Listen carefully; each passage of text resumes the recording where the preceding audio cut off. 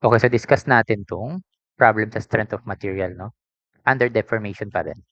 The compound bar ABCD has a uniform cross-sectional area of 0.25 inches squared.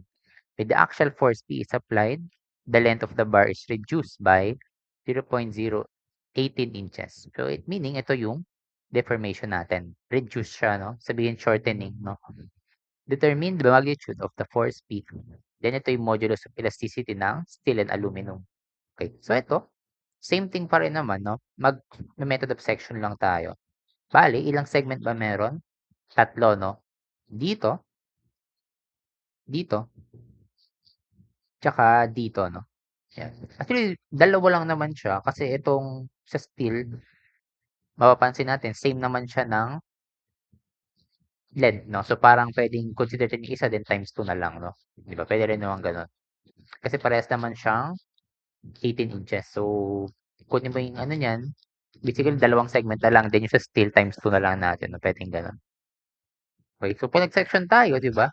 Ito yung sa CD, di ba? May force P ka dyan. So, meaning, kung pa ganyan, to the left yung P, to the right naman yung CD. So, compression, no? Is equal to P. Okay?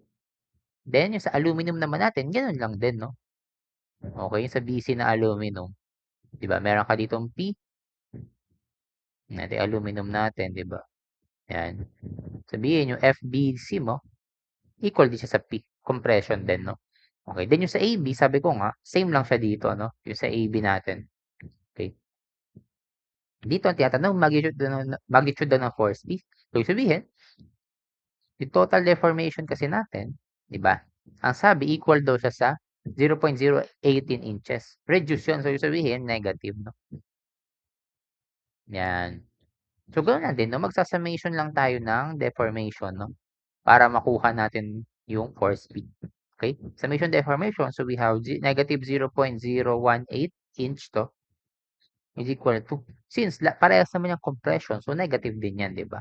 Negative P. Unahin natin yung sa CD. Okay, ito kasi yung sa steel, di ba? Ito yung sa steel. Ito yung sa aluminum. Okay? Times 2. Okay. Bakit ko times 2? Kasi nga, sabi ko nga, itong sa AB kasi, no? AB at CD, same lang siya, no? So, basically, consider natin yung sa CD lang, then times 2 na lang. Yun na rin yung sa AB. Okay, kaya may times 2 dito. Okay? So, L, ano ba yung length ng steel? 18, di ba? Okay, wait lang. By the way, sulat ko lang yung formula PL over AE, no? Sa ating deformation. Okay, then, all over, ilan yung area nila? Ayan, 0.25. Uniform naman, so sabihin, same, no? Pati yung sa aluminum, 0.25. Then, modulus of elasticity sa steel ay 29 times 10 raised to 6. Okay? So, tapos na tayo sa steel, no? Okay. So, para sa aluminum, ganun lang din. Compression yan. So, negative P times yung length ng aluminum, which is 6 inches. Ayun. Over 0.25 times yung modulus of elasticity ng aluminum, 10 times 10 raised to 6. 10 raised to 6. Okay? Ayan, so mapapansin natin, magka-cancel lang yung negative, no? So, yung P natin dyan, pagiging positive na rin, di ba? Kasi lahat ng terms may negative. Input na lang yan. Negative 0.018. Ayan, negative 2P times 18. 0.25. 29 times 10 raised to 6. And minus P times 6. 0.25. Tingnan natin. Times 10. Ayan, raised to 6. Shift solve natin. And 2443.82. Okay, so ating PI, 2443.82. So, anong unit nito? Pound. No?